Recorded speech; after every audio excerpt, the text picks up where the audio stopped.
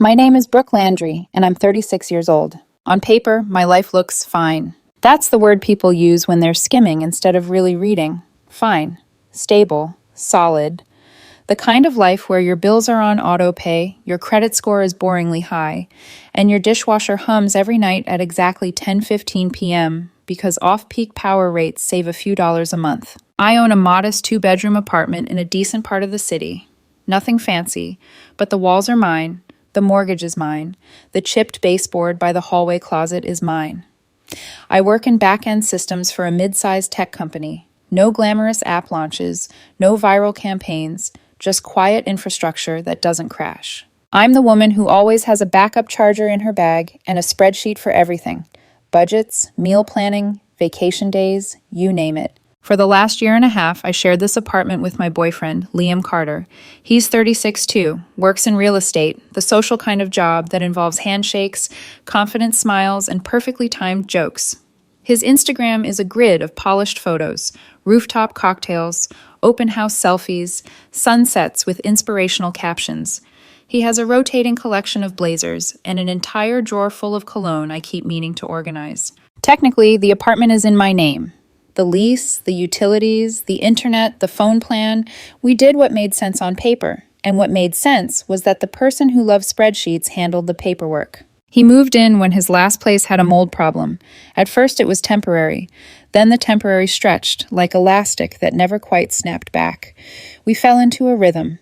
I paid the big stuff. He covered groceries, dinners out, fun things, as he called them.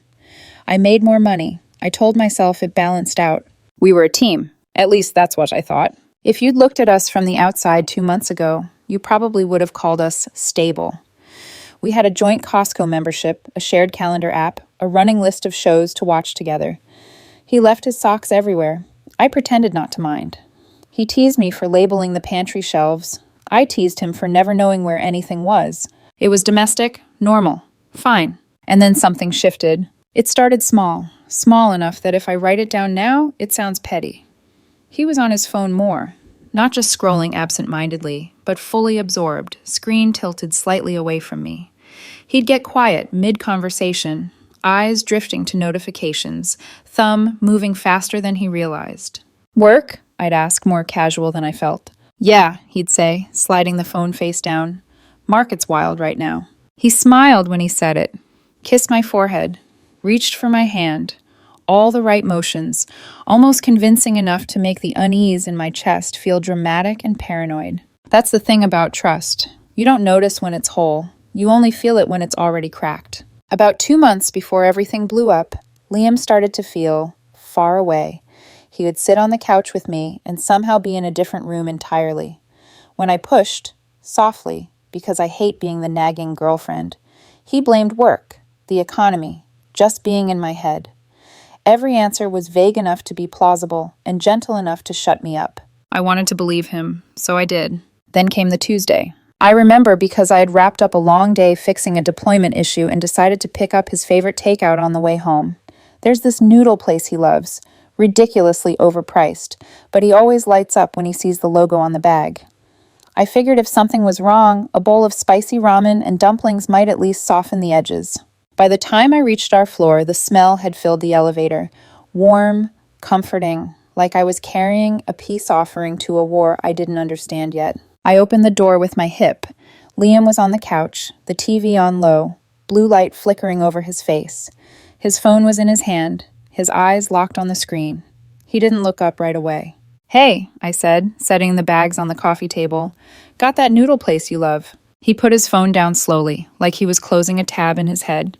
"We need to talk," he said. Those 4 words are a cliché for a reason. They're heavy. They land somewhere between your lungs and your stomach, exactly where your breath should be. My fingers went cold. I sat down on the armchair across from him instead of next to him, like some part of me already knew I needed the distance. "Okay," I said, "what's going on?" He took a long breath, eyes flicking to the takeout bags and then back to me. "I think I need a break," he said. "A break," I repeated, "because sometimes your brain needs a second lap." "From us," he added. "Just some time to figure things out, clear my head." There it was, the script, the soft words that still cut. "If there's a problem," I said, keeping my voice steady, "we can talk about it. Work through it together. That's kind of the point, right? It's not that simple, Brooke. He rubbed his thumb over an invisible spot on his jeans. I've been feeling overwhelmed. Work, life, everything. I need to be alone for a bit, get some space, think. How long is a bit? I asked. I don't know, maybe 2 weeks? He cleared his throat. I'll stay at Nate's place. He's got a spare room. It'll give us both some room to breathe. Us. As if I'd asked for this. I wanted to argue, to ask why his version of working on us involved leaving our home with a suitcase, to ask why his phone had been more interesting than my face for the last month. But there was a tone in his voice I recognized, the I've already decided tone, the one that turns every argument into you begging someone who left 3 steps ago to turn around. If that's what you need, I said quietly, then okay, but we should talk about it more when you're ready. Really talk, not just drift. He nodded, relief flickering across his face so fast I almost missed it. The noodles went cold on the table between us. Neither of us ate. He left the next morning. I helped him carry his suitcase down to his car because that's who I am, the woman who helps you leave her. He kissed my cheek before getting into the driver's seat.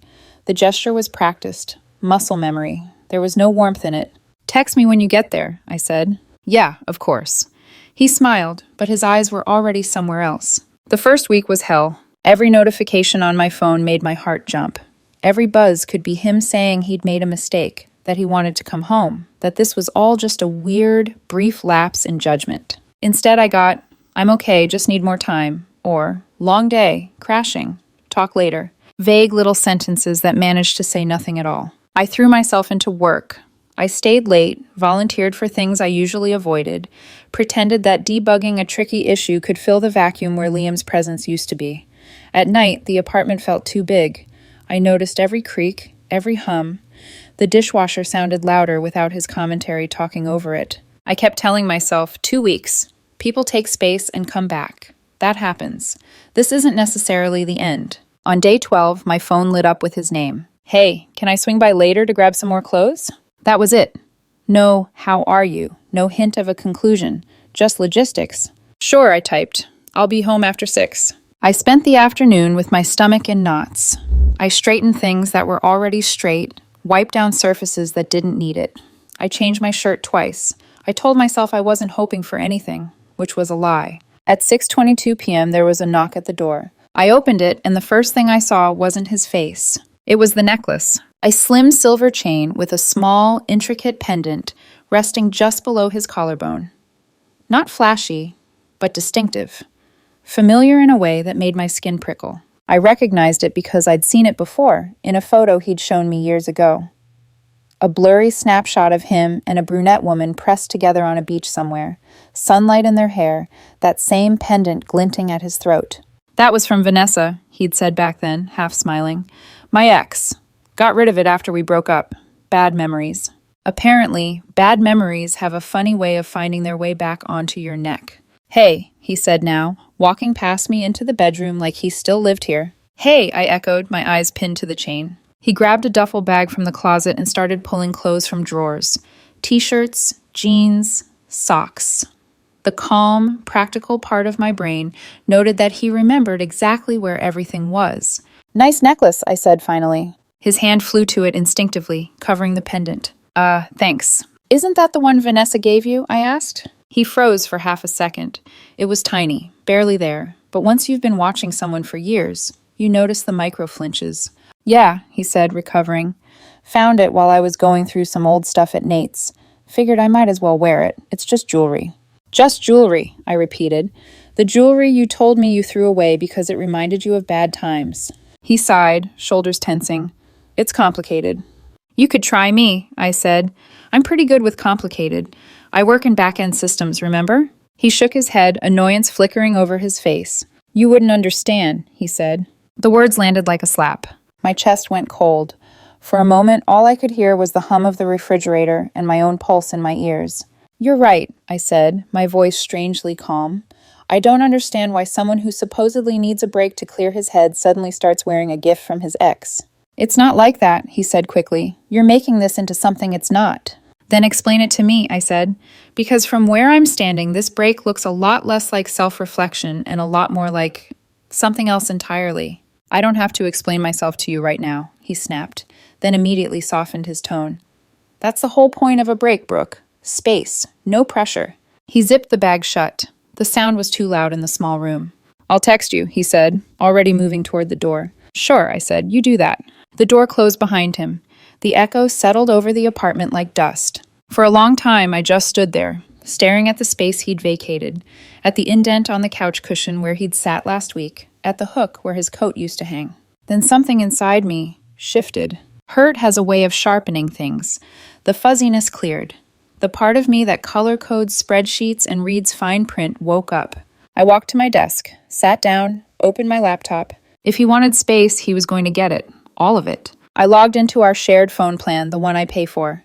The numbers loaded, rows of calls and texts neatly lined up like a confession. One number repeated over and over for the last 2 weeks. Morning, midnight, random breaks in the middle of the day. I didn't recognize it, so I looked it up. The name that came back might as well have been written in all caps. Vanessa Hale. I didn't sleep much that night. Once you put a name to the thing that's been haunting you, it doesn't let you rest. Every time I closed my eyes, I saw that necklace against Liam's chest, and the way his face had frozen when I said her name. Vanessa Hale. It sounded wrong in my mouth now, like a password to a life I was never supposed to access. I replayed everything. The extra time on his phone, the vague answers, the "I'm just overwhelmed" speech, the sudden need for a break. It all slotted into place with brutal clarity. He hadn't needed space to think. He'd needed space to test drive an old life while keeping a new one on reserve. By 2 a.m, I'd read every line in the phone bill twice. The call log looked like a heartbeat monitor. Long calls late at night. Texts in the early morning. Little bursts in the middle of the workday. All to the same number, all to her. At some point, my anger cooled into something else. Not numbness, not exactly. Resolve. I closed the laptop, stared at the ceiling in the dark. The familiar hum of the dishwasher drifted down the hallway, right on schedule, 10:15 p.m., had come and gone hours ago, but the sound lingered in my head. We'd built a life on routines. Turns out he'd added a few new ones without telling me. The next day at work, I moved through tasks on autopilot. My body typed emails and reviewed tickets while my brain quietly renumbered my future. One income, one person on the lease, one name on everything. Mine. During lunch, I did something I'd been avoiding. I opened Instagram. Liam liked to joke that I scrolled like a grandma, slow, careful, annoyingly selective. I hadn't been on his profile since the break started. Pride, maybe. Or fear. Or that ridiculous, hopeful part of me that didn't want visual confirmation of what I already suspected. His grid loaded in seconds. The latest post was from the night before. He was at some upscale bar downtown, the kind with moody lighting and cocktails served in glasses that required instructions. He had an arm slung around a guy I recognized vaguely as one of his real estate buddies. Another friend leaned in, mid-laugh. They were all grinning like life was simple and good and uncomplicated. Liam looked happy. The caption read, "Best night with the best people. Needed this." In every frame, the silver chain caught the light. That same pendant, that same necklace. The comments were a chorus. "You deserve this, King. Single era looks good on you. Love this energy. Fresh start. Fresh start." Funny, I hadn't realized I'd been scheduled for cancellation. I stared at the screen until my vision blurred, then locked my phone and set it face down on my desk. My salad sat untouched next to my keyboard, wilting quietly. I don't know how long I sat there before the decision formed, but when it did, it arrived fully assembled. If he wanted a fresh start, he could have it, just not in my home. The following day, I emailed my landlord, Mr. Rivera, and asked if he had time to discuss the lease renewal. It was due in about a month, and under any other circumstances, I would have waited until the last possible second. I hate unnecessary meetings. But this one wasn't unnecessary. He replied within an hour. "Sure, swing by the office tomorrow afternoon." I spent the next 24 hours imagining every possible version of that conversation. In some, I broke down in tears and made a scene. In others, he judged me for kicking a man out and refused to help. In reality, Mr. Rivera was a practical 50-something guy who cared about 2 things: rent payments and quiet tenants. I'd been both, religiously. His office smelled like coffee and printer ink. Papers were stacked in slightly chaotic piles, but every sticky note on his monitor was square and perfectly aligned, which I weirdly found comforting. "So, Brooke," he said, pulling up my file, Lease is up next month. You renewing? I am, I said. My voice sounded steadier than I felt. But there's been a change. I'll be the only one on it this time. Just me. He glanced at the screen, squinted, then nodded. It was just you on it last time, too. Right, I said. I just want to make sure it stays that way. He shrugged. Works for me. You've never missed a payment. If it's your name, I'm happy. We went through the paperwork. It was almost insultingly simple. A few initial here, sign their moments, and it was done. When he slid the renewed lease across the desk for the final signature, I paused for half a breath. The pen felt heavy. Once I signed, there would be no illusion left. No our place narrative to hide behind. This would be my apartment, with my name, my responsibility, my future. I signed in one clean stroke. Mr. Rivera smiled. All set. Same terms, same unit. You're good for another year. I thanked him and walked out with a copy of the lease tucked carefully into my bag, the pages warm from the printer. On the way home, my phone buzzed. Liam. Hey, I've been thinking. I think I'm ready to talk. Can I come by tomorrow? No apology, no explanation, just logistics again. I stared at the message until the typing bubble appeared, then vanished, like he was starting and deleting things he knew he shouldn't say. Sure, I replied. Tomorrow afternoon works. I didn't ask what he wanted to talk about. I already knew what I needed to say. The next day, I left work a little early and stopped at a stationery store on the way home. Not because I needed anything, but because the idea of walking straight from my office into that conversation felt like slamming on emotional brakes without warning. I wandered the aisles, touching notebooks I didn't buy. People moved around me, comparing pen sets, greeting cards, planners, all of them living small, ordinary lives that didn't seem to be quietly imploding. By the time I reached my building, my heart was beating too fast, but my hands were steady. Inside, the apartment looked normal. Shoes by the door, his jacket still hanging on the hook, half of his life gently woven into mine. There's something surreal about packing up someone's existence while they're not there to watch you do it. I pulled out every empty box I had, old moving crates, Amazon leftovers, a storage container from the closet. I started in the bedroom. His side of the closet went first. Shirts, jackets, jeans he claimed were lucky. I folded everything neatly. It felt important that I wasn't petty or vindictive. I wanted this to be clean, almost clinical. His colognes went into a smaller box. So did the random trinkets from his nightstand. A cheap watch he never wore, a hotel room key he'd kept for some reason, a concert wristband, a folded napkin with a phone number he'd once told me was just a joke from a client. I didn't examine it. This wasn't about winning evidence. This was about drawing a line. In the bathroom, I gathered his razor, his aftershave, the hair product he swore by. Toothbrush, deodorant, the little bits and pieces that had slowly colonized my shelves until my bathroom became ours. In the living room, I took down the handful of framed photos that belonged more to him than to us. The group shot of his college friends. The blurry selfie of him at some sports game. I left the ones where I was in the frame too. Those could be dealt with later, when the sight of our faces together didn't feel like a punch. By the time I finished, the sun was slipping down behind the buildings outside, turning the room gold. 4 large boxes and 2 small ones sat by the door, labeled in neat black marker. Liam, clothes, Liam, bathroom, Liam, Mia C. I placed the renewed lease on the kitchen island, open to the page with my name alone printed neatly across the top. It looked almost innocent. My phone buzzed. On my way, Liam wrote, be there in 20. I read the message twice, then set my phone down. The apartment was quiet. No music, no TV, just the low hum of the fridge and the faint city noise leaking in through the windows. I stood in the middle of the living room and looked around. For the first time since all of this began, I imagined this space without him. No shoes by the door that weren't mine. No coat on the hook that I didn't purchase. No toothbrush in the cup that didn't belong to me. It didn't feel empty. It felt possible. A knock sounded at the door right on schedule, because of course he was punctual when it didn't really matter anymore. I took a breath, squared my shoulders, and reached for the handle. Whatever he thought this conversation was going to be, he was walking into a story he no longer got to control. The moment I opened the door, Liam stepped inside like nothing in the universe had shifted. He still smelled like the cologne he always overused for meetings. Cedar, amber, something faintly sweet that used to make me melt a little when he hugged me from behind in the kitchen. Tonight it smelled foreign on him, like it belonged to someone I used to know. "Hey," he said, offering me a small, careful smile. "Thanks for letting me come by." He wasn't holding flowers or looking apologetic.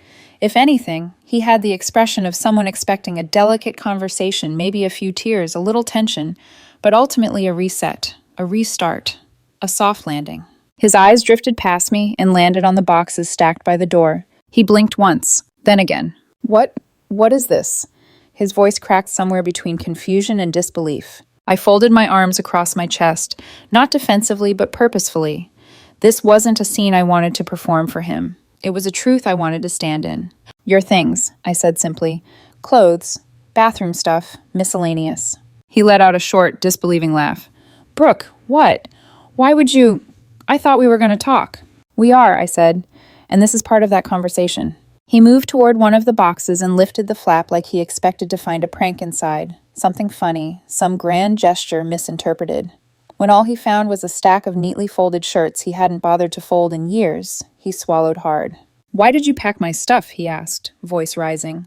"Because," I said, "you said you needed space. I'm giving it to you." He froze. His mouth opened, closed, then opened again. "A break doesn't mean breaking up, Brooke." "Maybe not." I tilted my head slightly. "But reconnecting with your ex during that break comes pretty close." The color drained from his face. "There it is," he whispered. "You went through my phone." "No," I said calmly. "I went through my phone bill, the one I pay for, the one where your number is listed under my plan because I put your name on it, for convenience, for us." His jaw flexed. "Brooke, it's not what you think." "Really?" I asked. "Because what I think is that while you were staying at your friend's place to clear your head, you were also calling and texting Vanessa almost every day." His eyes flicked away, then back to me. "It wasn't like... And what I also think," I continued, "is that you didn't give me space. You gave yourself options." He shut his mouth, chest rising and falling faster than normal. His anger was creeping up his neck like heat. "So that's it?" he said. "You're kicking me out?" I didn't flinch. I didn't raise my voice. I simply walked to the kitchen island and tapped the sheet of paper lying there. He stared at it. "What's this?" he asked. "Open it," I said. He picked it up. His fingers trembled, not dramatically, just enough for me to notice. He scanned the page, slower at first, then faster, as if he was searching for his name and couldn't find it. He looked up. "This is the renewal," he said, breathless. You renewed the lease?" "Yes." "With only your name on it?" "Yes." But I live here." "Lived," I corrected softly, past tense. His eyes widened. "Brooke, come on, you can't just decide." "It's my lease," I said. "I've been paying for everything. You asked for space. You didn't tell me you'd already filled yours with someone from your past." "That's not fair." "Neither is lying," I said. He placed both hands on the island, leaning forward like he needed the counter to steady himself. The silver pendant on his chest caught the light again, and I felt that familiar coldness settle in my stomach. He followed my eyes. "Oh," he scoffed. "So this is about the necklace." "It's about what the necklace represents," I said. "You didn't find it. You didn't just wear it. You're not confused, Liam. You're reconnecting." He opened his mouth. No words came out. "Look," he said eventually, softer. "I did need space. I needed time. But I wasn't. It's not what you think. Vanessa reached out. That's all. She wanted closure." "Great," I said. "You've got it." He stared at me like he didn't recognize the woman standing in front of him. Maybe he didn't. Maybe this version of me, the one who wasn't worshiping at the altar of stability, was someone he never expected to meet. His phone vibrated in his pocket. He pulled it out automatically. The preview lit up on the screen. "Vanessa, are you still coming? Do you need help?" The silence between us shattered like thin glass. I didn't speak. I didn't move. I didn't need to. Liam's shoulders sagged as the truth, the whole truth, finally cornered him. "I just need to get my things," he said quietly. "Fine. Okay. I'll take the boxes." There was defeat in his voice, but also something else. Panic. Real panic. The kind you feel when the reality you were relying on collapses under your feet. I stepped aside. He grabbed the first box, struggling slightly with the weight. "I'll get the rest," I said. "Let me help." "No," he said quickly. "I've got it." He swung the box up, walked toward the door, and yanked it open. Vanessa stood there. Her eyes widened when she saw the box in his arms. Then they shifted to the boxes behind him. Then to me. "Oh," she said. Her voice was soft and crisp, the kind of voice that could sell anything. "I didn't realize—" "You came," Liam said weakly. You asked if I could help, she replied, not unkindly. Her eyes drifted around the apartment again, noting the empty spaces where Liam's things used to live. I didn't know it was like this. I didn't speak, didn't step forward, didn't give her anger or warmth, just neutrality. Polite, distant neutrality.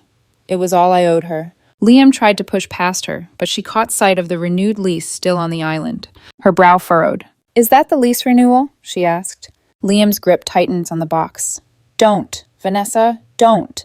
She walked past him, plucked the paper from the counter, and read the first line. Her voice cracked in that brittle, incredulous way heartbreak cracks. This is only her name, she said quietly. You told me you were on the lease. Liam closed his eyes. Vanessa, you said, she cut in sharply, that once you two ended things for real, we could move in here, that it was partly yours. It was, he lied. I mean, It never was, I said.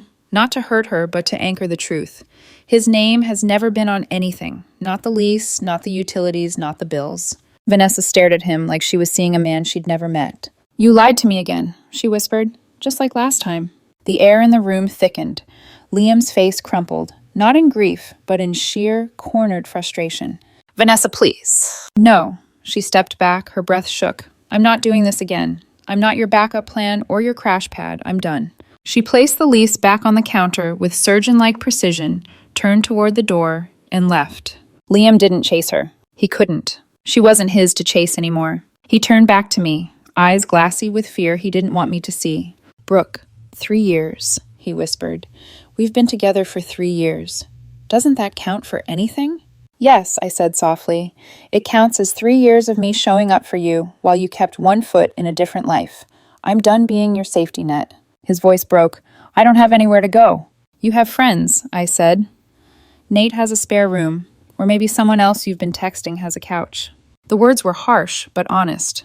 Maybe the most honest I'd ever been with him. He looked at the boxes again, then at me. Then, slowly, he picked one up. He didn't argue again. He didn't beg. He just walked out with his things and closed the door behind him. The lock clicked, and for the first time in a long time, the apartment felt like mine again. After Liam left, I stood in the middle of the living room and waited for the crash. The wave of regret. The urge to run after him. The voice that would tell me I'd overreacted, that I'd thrown away something perfectly fine because I couldn't handle imperfection. It didn't come. What came instead was silence. Not the oppressive, heavy kind I'd felt during the break, when every quiet second was filled with my own anxiety. This silence was clean, sterile, like a room that had finally been aired out. Then my phone began to vibrate. At first I thought it might be Liam. It wasn't. It was his friends. How could you kick him out like that? One message read. He's going through a lot. Wow, someone's heartless, another said. 3 years and you just throw him away? You know he doesn't have anywhere to go tonight, right?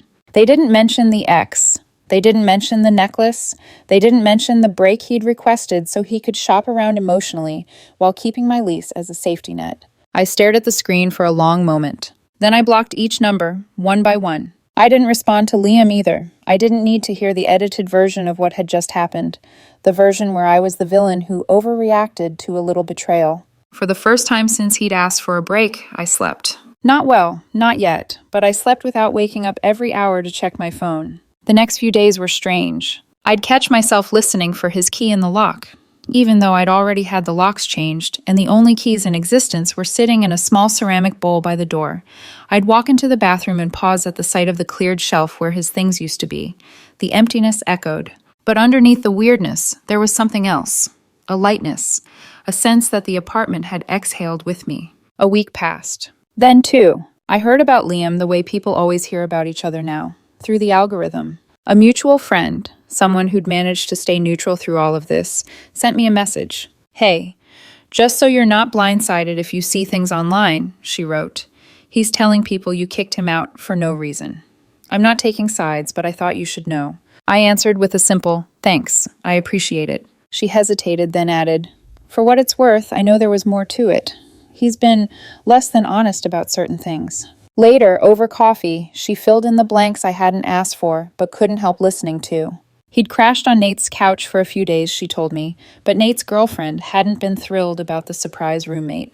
The arrangement dissolved within a week. Things with Vanessa, apparently, had exploded the minute she walked out of my apartment. Whatever fantasy they'd built about moving into their place evaporated when she realized he'd lied, again, about his stability, his honesty, his name on the lease. Last I heard, my friend said, stirring her drink, he went back to his parents' place for a while, out in the suburbs. He's been posting a lot of vague quotes about growth and healing. You know the type. I did. I didn't look at his profile. I didn't need to. I'd already lived the unfiltered version. Back at home, I started reclaiming my space in small, deliberate ways. The throw blanket he had always kicked to the floor, I folded it and put it away. The framed photo of us at a friend's wedding, my head tipped toward his shoulder, I took it down. I didn't smash it or burn it. I slid it into a box in the back of my closet. Not to erase it, just to shelve it. I rearranged the living room, moved the couch to face a different wall, shifted the bookshelves, rolled up the rug he loved, and put down a cheaper one I'd never buy for a forever together space, but didn't mind having just for me. In the bedroom, I painted one wall a soft, unfamiliar color. It took 3 coats and left my arms aching, but when I stepped back and looked at it, the room felt new. Like a place I'd chosen for myself instead of a stage a relationship happened to be on. I signed up for a cooking class I'd bookmarked months ago and never registered for because our schedule had been too crowded with his friends' events, his open houses, his everything. On Thursday nights, I chopped vegetables beside strangers and tried not to overthink whether my diced onions were good enough.